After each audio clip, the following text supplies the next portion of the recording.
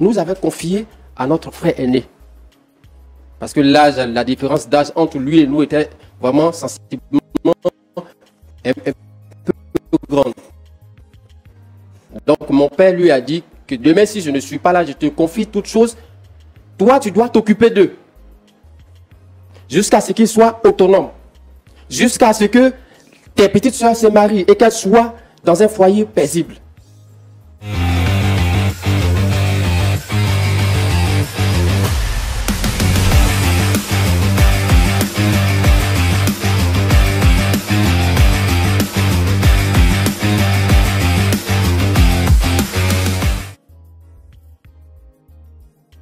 Congo, vous nous dites que vous êtes veuve, mère de 3 enfants, vous avez perdu votre mari il y a de cela 7 mois.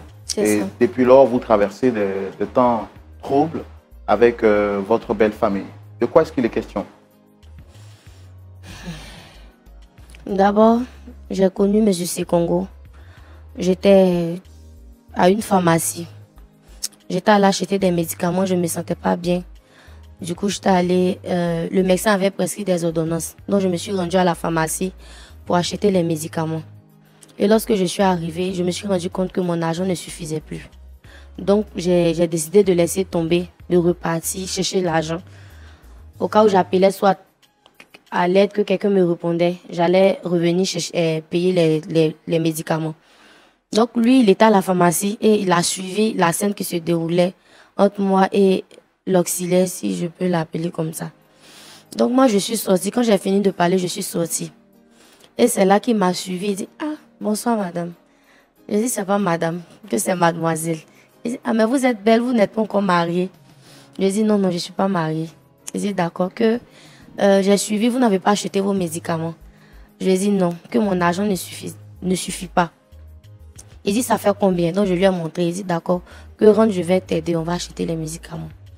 Donc, j'étais surprise de voir quelqu'un qui ne me connaissait pas venir acheter les médicaments. Déjà, c'était un point fort. Oui. Du coup, nous sommes rentrés acheter les médicaments et moi-même, j'ai demandé à avoir son numéro pour l'appeler, histoire de lui dire merci. Donc, je suis rentrée à la maison, je l'ai appelé, je lui ai dit merci. Lui aussi, il a récupéré mon numéro.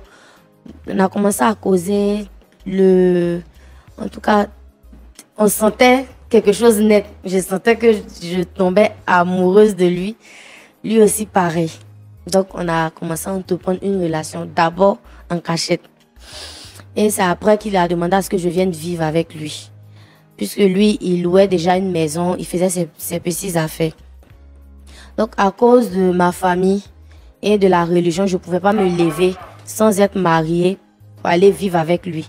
Donc, je lui ai fait part de ça. Il a demandé à rencontrer mes parents. Donc, il a rencontré mes parents. Il a commencé à suivre les procédures et tout. Donc, nous avons commencé à entamer les démarches pour la dot. Et mes parents ont donné les listes de la dot et tout. Il a tout fourni. Nous sommes rendus au village pour la dot. En tout cas, c'était un moment très exceptionnel de ma vie. Il y avait lui, ses parents, même si ses parents n'avaient pas fourni une forte délégation. Mais en tout cas, moi, toute la famille était réunie. Il y avait mes camarades, mes amis et tout. Donc, la semaine qui a suivi, nous avons fait le mariage civil et religieux. On avait décidé de ne pas faire aussi grand. Mais j'ai eu la robe que je voulais et tout. Après ça, nous avons commencé à vivre ensemble. Et il a trouvé un petit compte pour moi, bon, un petit magasin pour moi. Et comme je savais tresser, je profitais, je tressais, je vendais mes trucs, les lingeries de femmes et autres. Donc, tout allait bien. Il y a eu la naissance de notre première fille. Et ça a été un moment très, très, très, très exceptionnel. Puisque lui-même, il attendait une fille. Moi, je voulais un garçon, mais lui voulait une fille. Pour lui donner le nom de sa maman et tout. Donc, après ça, tout allait bien. Il y avait une famille, en tout cas.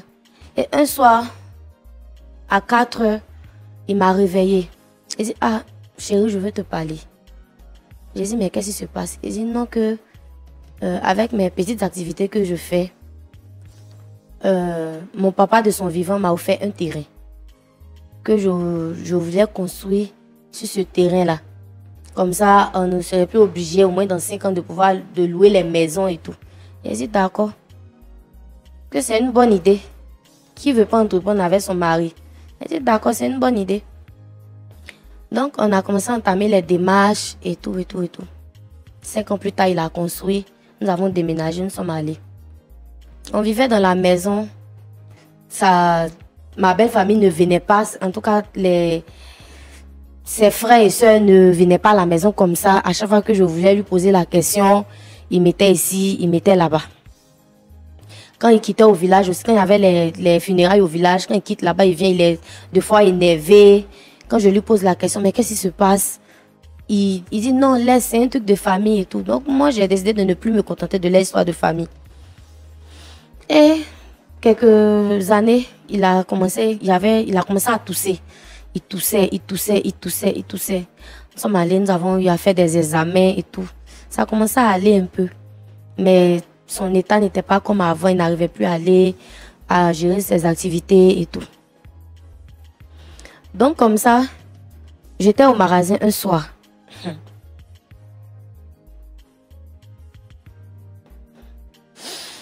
Un soir, j'étais au magasin. J'étais allée vendre comme d'habitude et dresser. Mon téléphone sonne, il m'appelle. C'est mon assistante même qui a vu les appels. Elle a dit, ah, tanti, on dirait que tonton t'appelle. Je dis, ah, mais pourquoi lui, il m'appelle comme ça? Donc, je décroche. C'était pas de ses habitudes? C'était pas dans ses habitudes de m'appeler, puisqu'il savait que j'étais au travail. Donc, j'ai décroché. J'ai dit, ah, pardon, il faut venir à la maison. Mais la voix que j'ai entendue là, ça ne me rassurait pas. Donc, j'ai dit à ma fille là que je vais rentrer. Après, elle va me faire le point. Donc, j'ai arrêté un taxi et puis je suis rentrée. Je vous dis que quand je suis rentrée, déjà même, j'avais un mauvais pressentiment dans le taxi quand je partais. J'ai dit, Seigneur, qu'est-ce qui se passe? Qu'est-ce qui se passe? Oh? Mon cœur battait. Je ne sais pas ce que j'avais, mais je sais pas, j'avais un mauvais pressentiment. Quand je suis rentrée à la maison, j'ai senti un froid. J'ai demandé à la fille qui surveillait les enfants là que ton tonton est où? Elle dit, il est dedans là-bas. Je suis rentrée. Quand je suis rentrée là, la manière j'ai trouvé mon mari, il était couché.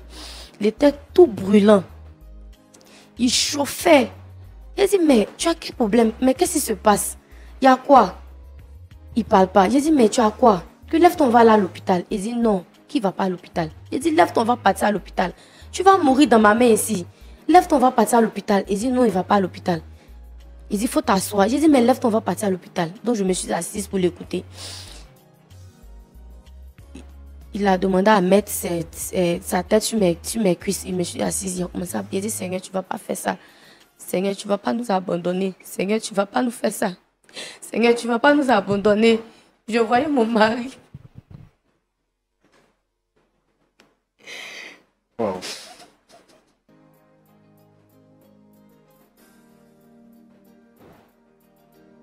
Oh, vraiment, je suis très navré, je suis désolé. Je comprends votre tristesse, je comprends vos pleurs. Hein. Vraiment que le Seigneur vous fortifie. Que le Seigneur vous fortifie.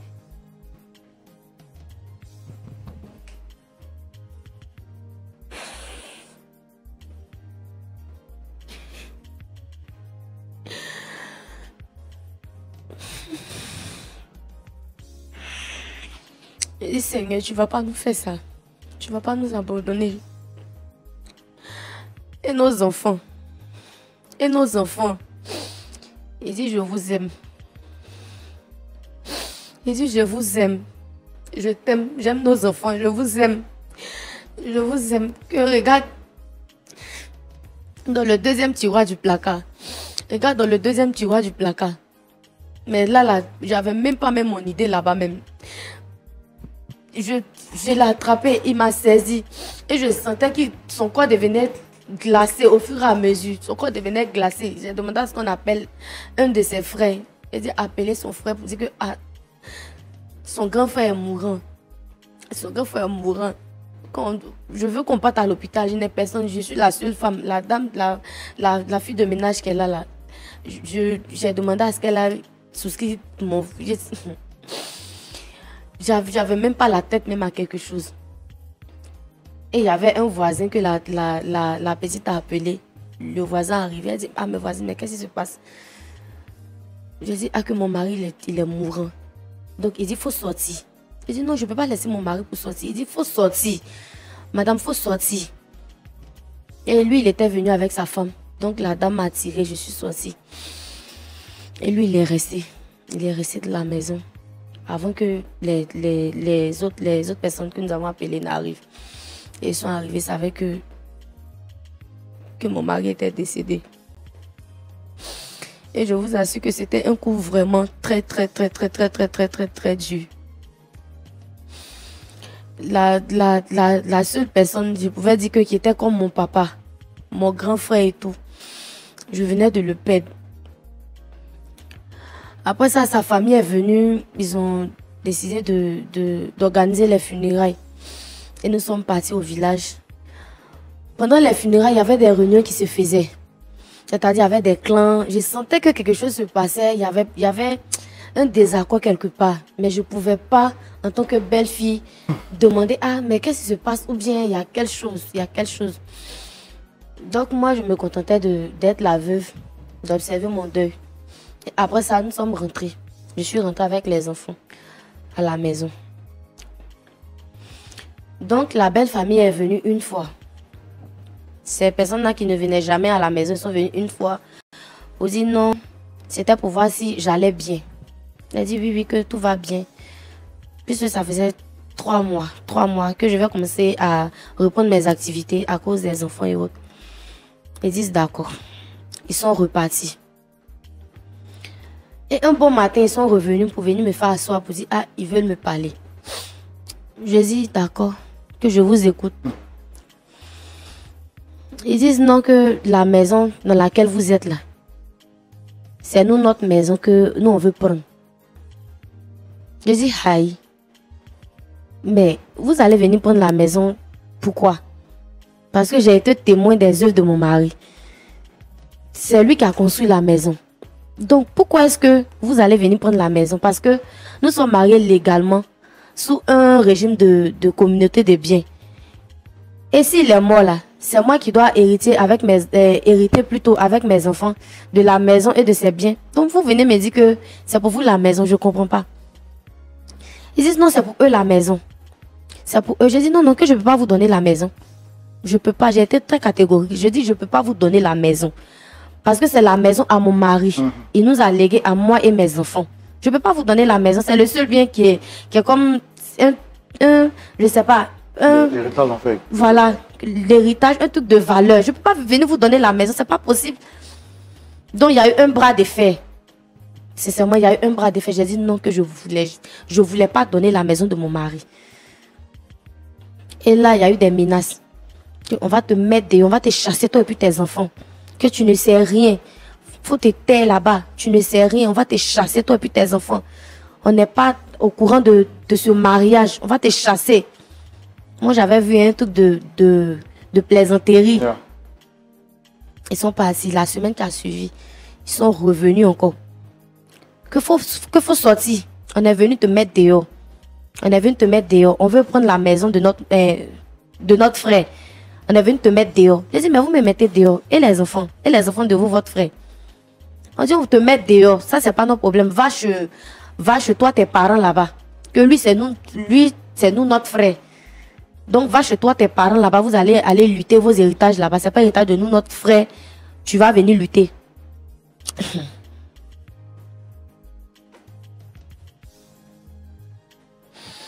Et je vous le dis qu'ils ont eu le courage.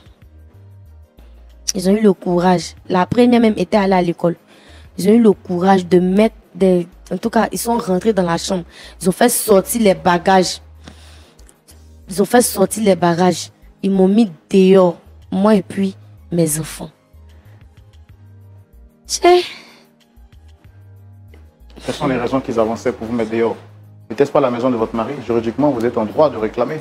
C'est ce qu'ils ont dit. Ils disaient que c'était un héritage familial. C'est un bien de famille, c'est ça? Voilà, un bien familial. Pourtant, mon mari de son vivant ne m'avait jamais parlé de ça. Donc moi, en tout cas, je suis venue pour convoquer en tout cas ses frères. Le frère qui suit mon mari là, pour qu'il puisse bien m'éclairer sur ce fait-là. Parce que, en tout cas, mon mari ne m'a rien dit. Il ne m'a pas dit que si demain il n'est plus, c'est ses frères qui doivent venir prendre la maison. Donc, dans moi, ma tête là, c'est tellement flou que, en tout cas, je ne sais pas. Mais actuellement là, je suis dehors avec mes enfants. Vous vivez où actuellement? C'est ma camarade là, ma camarade qui m'a conseillé de venir ici là. C'est elle qui était ma dame de compagnie à mon mariage. Et c'est chez elle que je suis actuellement avec les enfants. Depuis combien de temps? Ça fait 1 mois et demi. 1 mois et demi, presque 2 mois. 1 mois et demi, presque 2 mois que je suis chez elle. D'accord. Est-ce que vous avez essayé de porter plainte? Bon, à vrai dire, j'ai pas essayé de porter plainte parce que actuellement là, j'ai pas de, je sais pas comment on le dit, j'ai pas de moyens. Voilà, j'ai pas de moyens nécessaires pour les traduire en justice. Est-ce que vos frères ils vont à l'église? Vos beaux-frères, est-ce qu'ils vont à l'église? Est-ce qu'ils sont chrétiens? Je pense pas. Je pense pas qu'ils sont chrétiens. Vous vous êtes dit qu'au moins sur ce plateau, comme c'est un plateau chrétien, c'est vraiment qu'on peut régler les choses avant que ça ne dégénère. Effectivement. C'est pourquoi je suis là. D'accord. Pasteur Tchoumo. Oui, non. Les histoires entre belles familles en Afrique, ça n'en finit jamais. C'est ça. Voici notre histoire à laquelle nous sommes confrontés. Dame Ruth, Siri Ruth, épouse Sekongo, est venue nous voir. Elle nous fait comprendre que depuis maintenant quelques mois, elle a perdu son mari.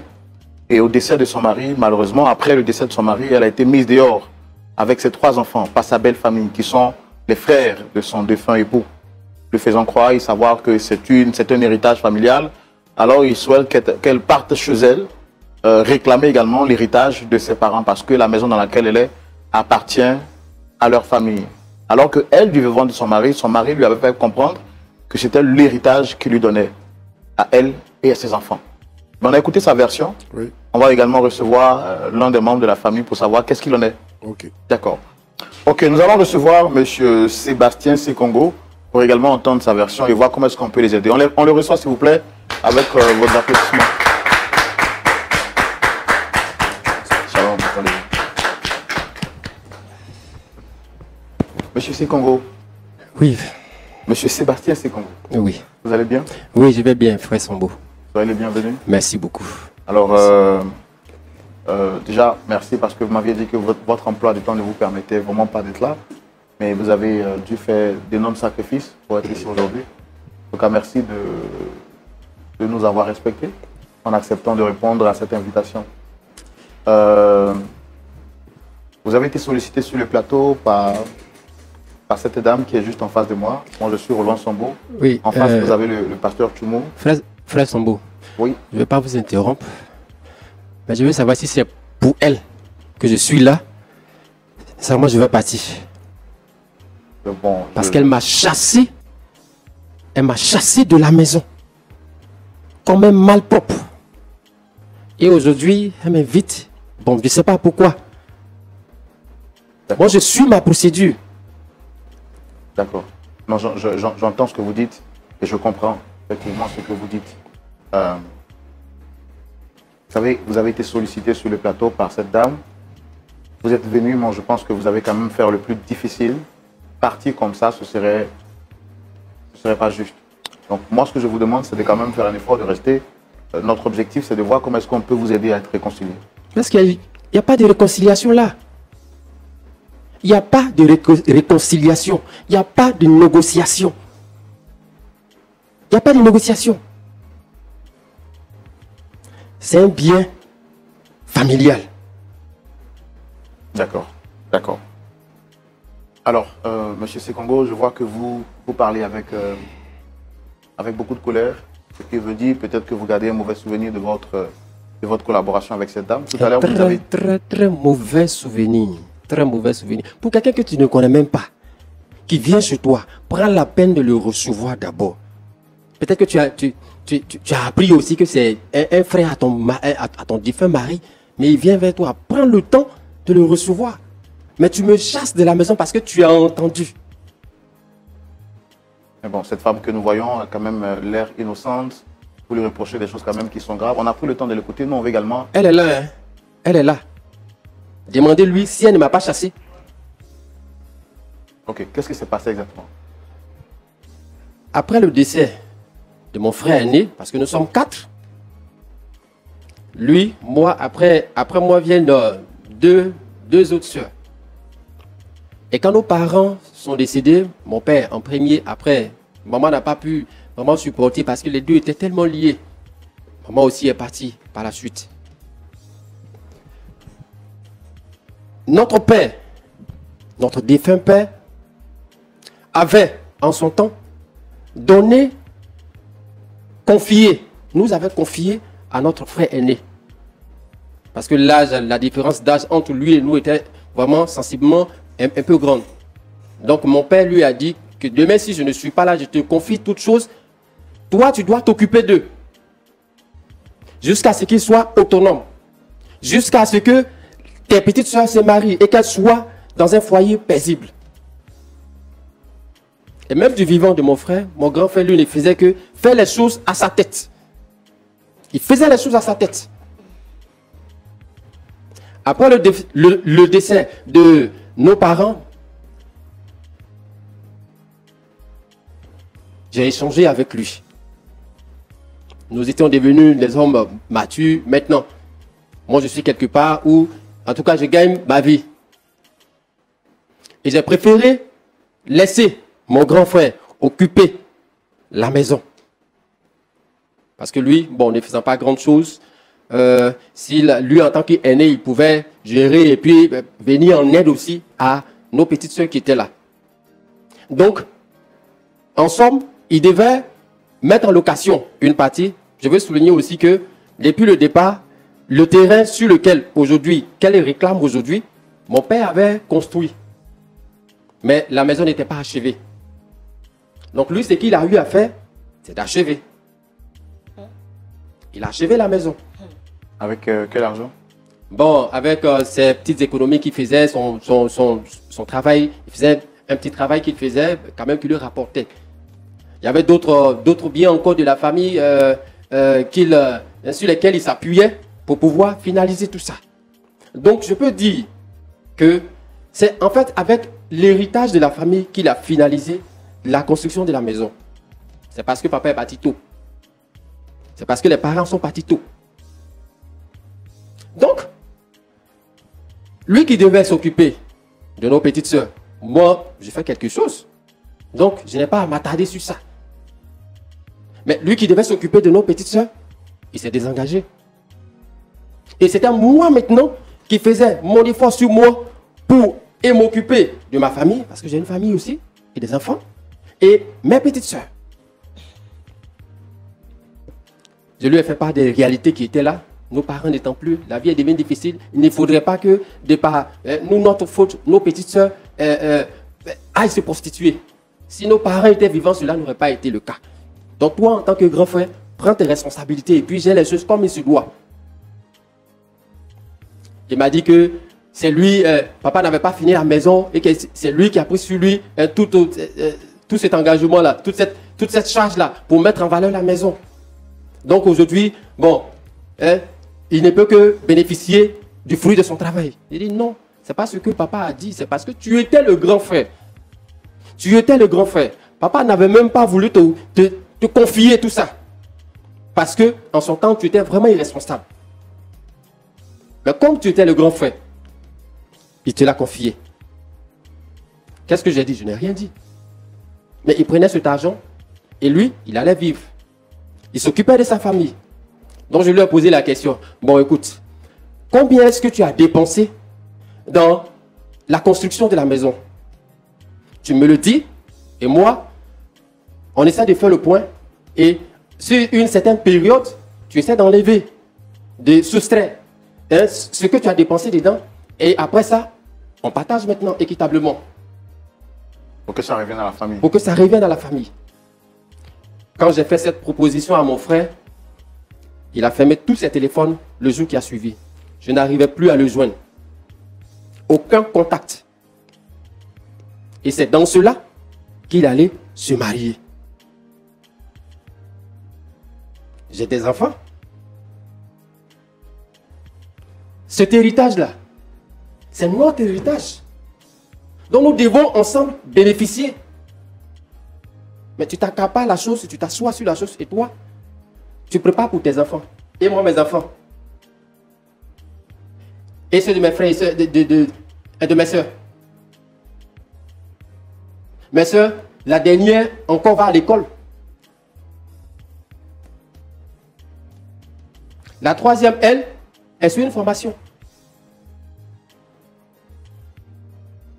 Du vivant de mon père, il a toujours été irresponsable. Et j'ai mal au cœur quand je parle aujourd'hui de lui au passé.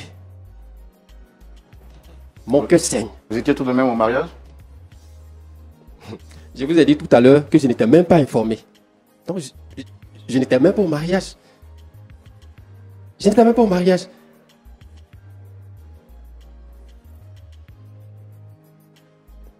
C'est lors de ces funérailles-là que elle, je l'ai connue. Mais ne la présentez pas honnêtement, mais la présentez comme ça.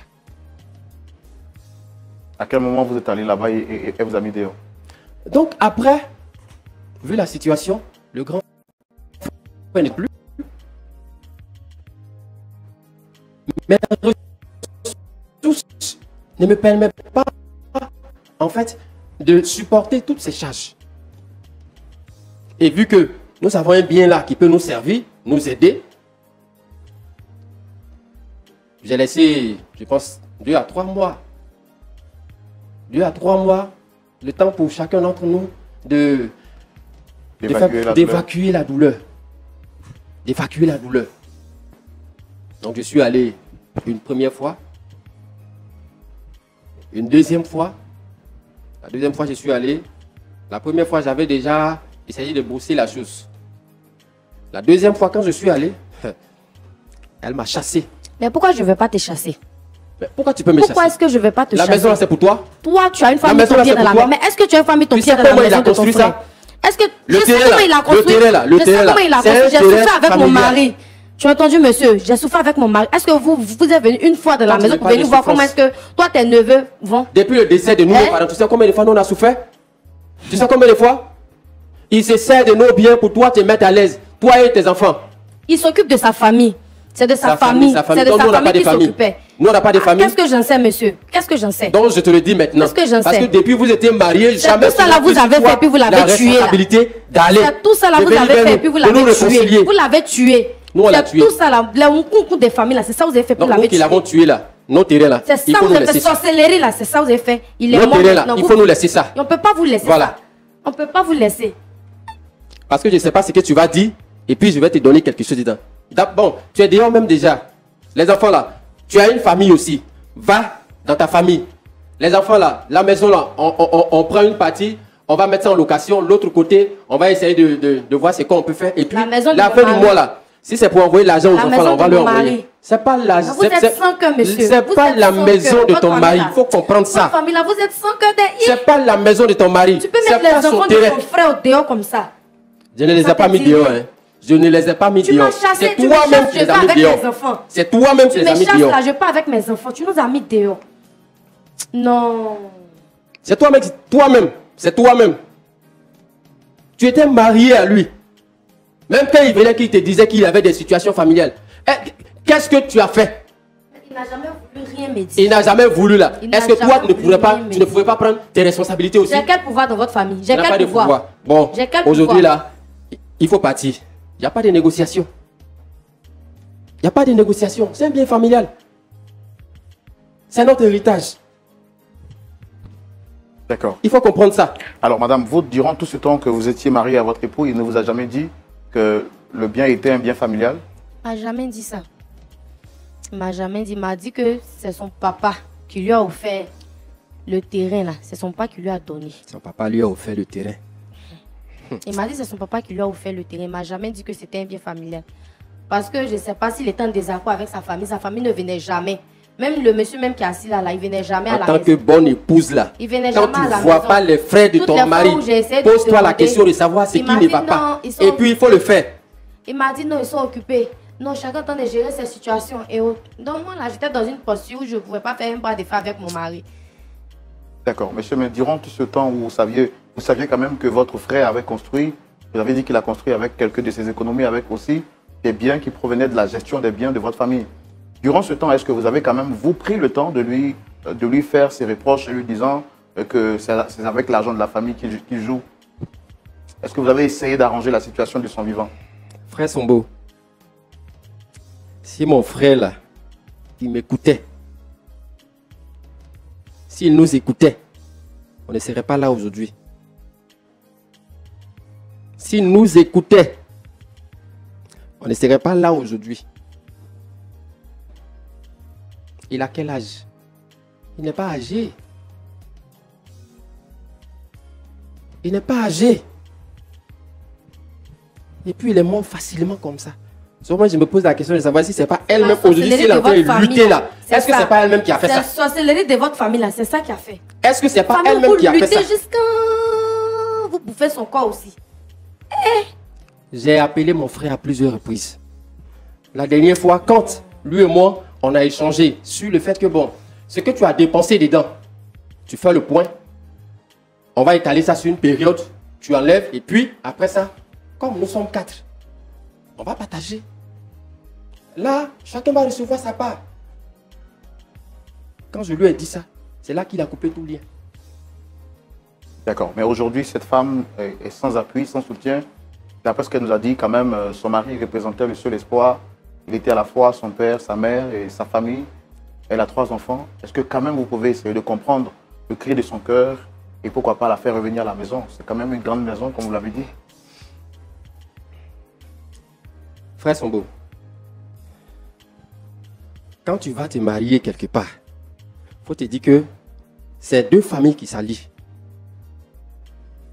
Mais toi, tu te maries à quelqu'un et puis tu ne vois pas la deuxième famille. Ses frères et sœurs ne viennent pas. Ça ne te dit rien, tu es à l'aise, tu continues dedans. Ça veut dire que tu es à l'aise. Ça veut dire que tu penses à toi seul. C'est peut-être une erreur de jeunesse, elle est très jeune, peut-être qu'elle ne savait pas. Avec 3 enfants là, avec 3 enfants. Bon, comme un proverbe africain le dit, l'eau qui avait son peut plus ramasser. Est-ce que là aujourd'hui vous comprenez la douleur de ce que vit cette dame?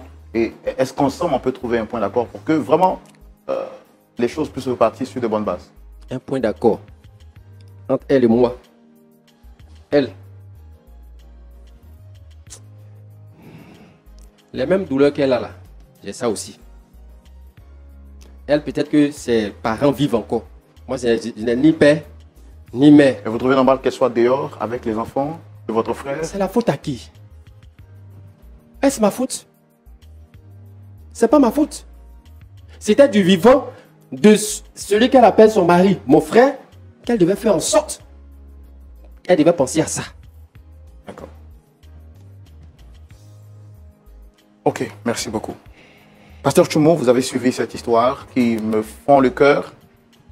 Je suis sans mots, je suis perdu dans mes pensées, mais je sais que le Seigneur est fidèle. Pasteur. Et puis beaucoup de courage. En fait, ce que tu veux, c'est de réintégrer la maison où ton mari t'a laissé. C'est ça. Avec les enfants. Tu as toujours ton travail, là, tu fais ça. Lorsque mon mari, il était souffrant, il n'avait plus de source de revenus. Du coup, c'était moi, mon agent, qui faisait les dépenses de la maison.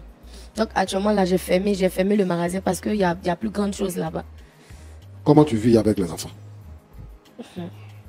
C'est celle avec qui actuellement là je suis. C'est elle qui nous aide un peu avec les petits dons. Lors des funérailles de mon mari, les petits dons qu'ils ont eu à donner à l'église aussi pour nous soutenir. C'est avec ça que je me débrouille. D'accord. Est-ce que tu veux te réconcilier avec ta belle famille ou bien tu veux juste la maison? Moi, je veux me réconcilier pour le bien de mes enfants. D'accord. Merci. Monsieur Sekongo. Oui, pasteur. Comment ça va? Oui, ça va. Ça va par la grâce de Dieu. D'accord. En fait, quand tu as commencé à parler, j'ai compris le fond du problème. En réalité, c'est un bien familial. C'est-à-dire qu'il y avait un terrain, il y avait un début de construction sur le terrain, oui. Et puis le monsieur, votre papa, il est décédé. C'est ça. Bon, ton grand frère étant le plus âgé, oui. Donc le père lui a confié le terrain. C'est ça. Mais tout ce qu'il a fait après, il n'a pas tenu compte de votre existence. Et puis il l'a fait. Donc il s'est accaparé les biens de la famille. C'est ça. Merci beaucoup parce que tu es venu pour parler avec nous. Deuxièmement, parce que tu as dit aussi que toi, tu as un travail stable et que bon, ton frère, ce n'était pas ça. Il faisait des petites affaires et tout ça. Donc, c'est avec ses petites économies qu'il a fait le travail qu'il a fait sur la maison. Donc, toi, tu aurais voulu lui rembourser ce qu'il a dépensé et puis maintenant faire de la maison une maison familiale. Ce qui n'a pas été. En tout cas, moi, je suis sensible à ça et je pense que tu as raison en disant ça. Mais la jeune dame qui est là, Ruth, qui a été la femme de ton frère, est venue nous voir pour pleurer. Parce que, en fait, tout ce que son mari lui a laissé comme héritage, c'est la maison. C'est ça que son mari lui a laissé. Son mari lui a laissé aussi des enfants. 3 enfants. 3 enfants. Donc, avec ces 3 enfants, elle, en tant que femme, c'est difficile pour elle de pouvoir les élever seule, sans abri. En fait, c'est ça le problème. Elle est actuellement sans abri, elle habite avec une camarade. Donc nous, ici, on ne va pas exiger que vous puissiez lui remettre la maison et tout ça. Mais ce que nous pouvons dire, c'est de plaider. Premièrement, c'est de savoir et de reconnaître qu'elle a été la femme de ton frère. Voilà. Elle a été la femme de ton frère. Et à cause de cela, elle aussi, elle a les enfants de ton frère, qui est ton grand frère. Elle a les enfants de ton grand frère. Donc, de facto, elle est membre de la famille Sekongo. Même si vous n'avez pas été impliqué, si vous n'avez pas été informé du mariage qu'elle a contracté avec votre frère, mais il s'est marié avec elle. Et ils ont fait des enfants. Donc, elle est membre de la famille. Vous avez dit, tu as dit tout à l'heure que ces 2 familles, quand il y a un mariage, c'est 2 familles qui s'allient. Mais effectivement, il y a eu des... Peut-être que toi, tu n'es pas parti au village pour la dot, mais il y a eu des membres de ta famille qui sont allés au village pour faire la dot. Donc, ce lien-là, ce côté-là a été satisfait. Donc, moi, ce que je te demande, c'est que maintenant, il y a 3 et 2 jeunes dames qui sont tes sœurs, qui sont restées dans votre famille. Et ceux-là aussi sont membres de votre famille. Moi, je te demande, c'est vrai, toi, tu es un homme aussi, tu es en train de vivre. Et puis demain, tu vas mourir aussi, je touche du bois, hein, je ne te souhaite pas la mort, mais tu vas mourir aussi. Donc, les enfants là, ils vont se gérer comment? Moi, je pense qu'il faut prendre la femme de ton frère. Comme tu dis que sur le terrain, il y a plusieurs bâtiments, il faut aménager un endroit où elle peut rester avec ses enfants. Maintenant, ton grand frère n'est plus là, c'est toi qui es là. Le terrain là, c'est toi qui le gères maintenant. Les affaires de la famille là, c'est toi qui les gères maintenant. Il faut la prendre comme étant la défunte femme, étant la femme de ton défunt frère. Elle ne te connaissait pas. Elle était sur la défensive parce qu'elle voit qu'on est en train de la déposséder. Les informations que tu donnes maintenant, elle n'avait pas ça. Donc moi je pense qu'il faut faire appel à la raison, il faut faire appel à la miséricorde et il faut réintégrer la femme de ton frère en lui cédant une partie où elle peut rester avec ses enfants. Moi je veux vraiment que les palabres finissent. Ce sont des problèmes de famille. Ça peut se régler.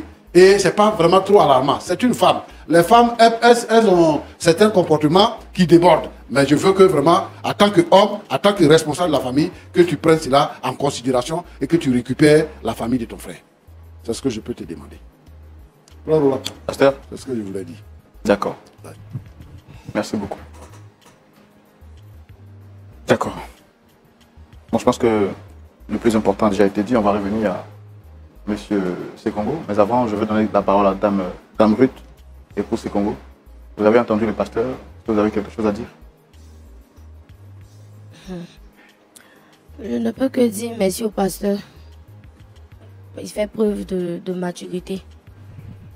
En tout cas, moi, je n'ai pas grand chose à dire parce que les informations qui viennent de faire sortir là, je n'avais pas ça. Je ne savais pas que c'était sur un terrain familial que mon mari a construit. Donc moi, en tout cas, moi, je demande à ce qu'il y ait la paix. Parce que je suis une femme, j'ai jusqu'à 3 enfants. Avec quel homme je vais aller me remarier qui va venir me prendre encore avec mes 3 enfants? Je demande à la famille de mon mari d'être responsable. Qu'ils prennent en charge les 3 enfants. Qu'ils aient pitié de nous. Le fait que nous avons vécu dans cette maison-là, qui nous laissent en quelque sorte vivre dans la maison. Soit ils vont faire les partages, ou bien je ne sais pas comment ils vont se prendre, mais ils n'ont qu'à se débrouiller, ils vont nous trouver un toit où on va rester. Monsieur Sikongo. Oui, frère Sombo. Je pense que vous avez entendu le pasteur Tchoumou. Vous avez également entendu Dame Sikongo qui plaide auprès de vous pour que vraiment vous essayez en tant que maintenant chef de famille de voir, trouver une solution par rapport à ce cas qui n'est pas si alarmant, auquel vous pouvez apporter la solution tout de suite, même si vous voulez bien. Frère Sombo, merci. Je voudrais dire merci aussi à l'homme de Dieu.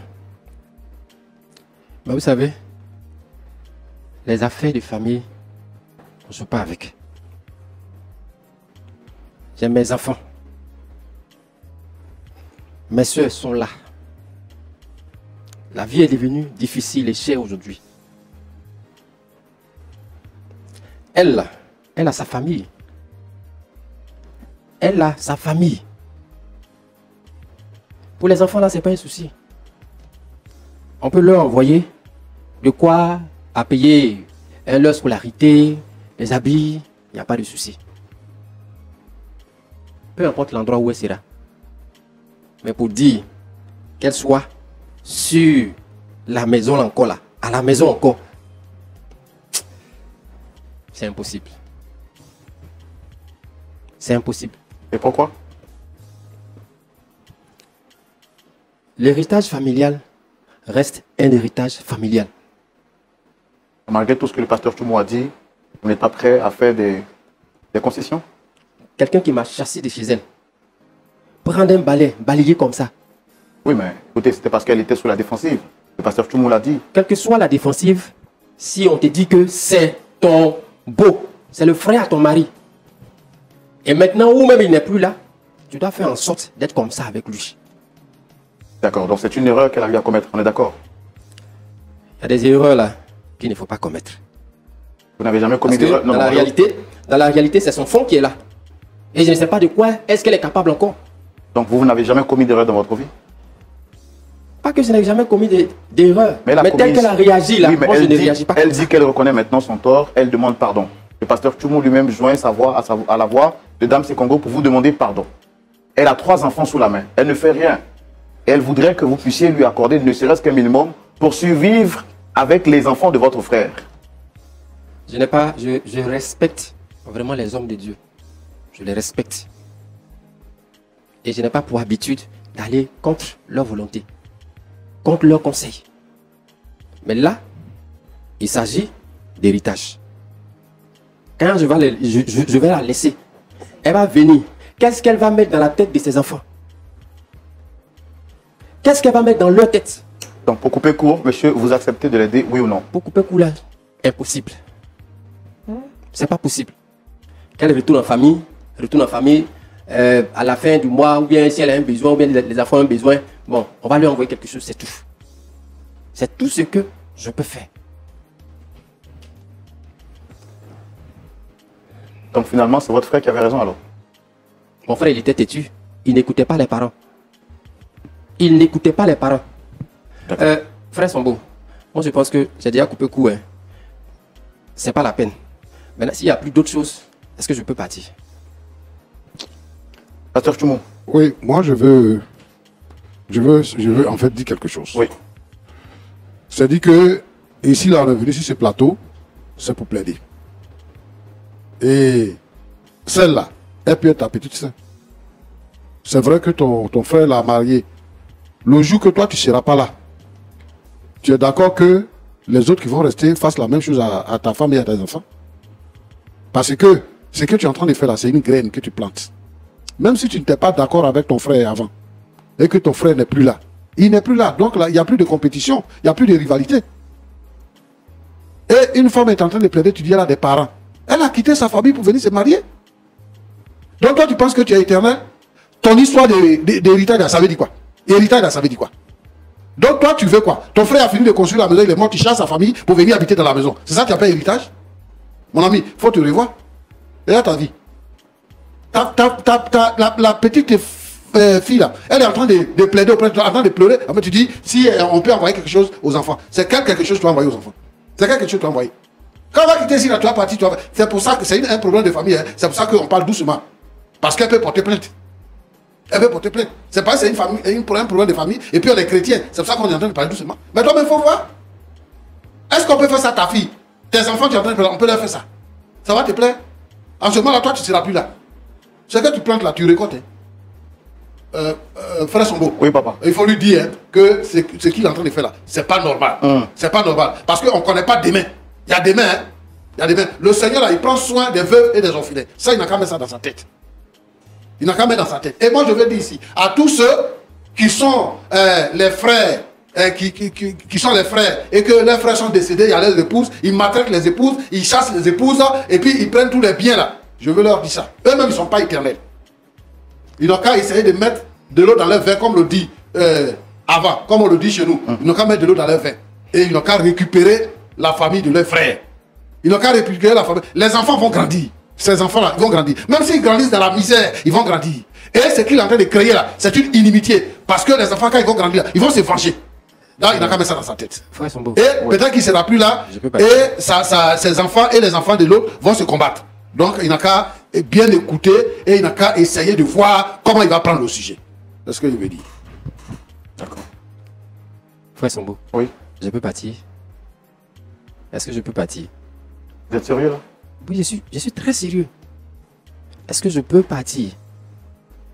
Maintenant, si vous ne dites rien, je peux me lever et puis partir. Est-ce que je peux partir? Est-ce que vous n'avez pas pitié de cette femme?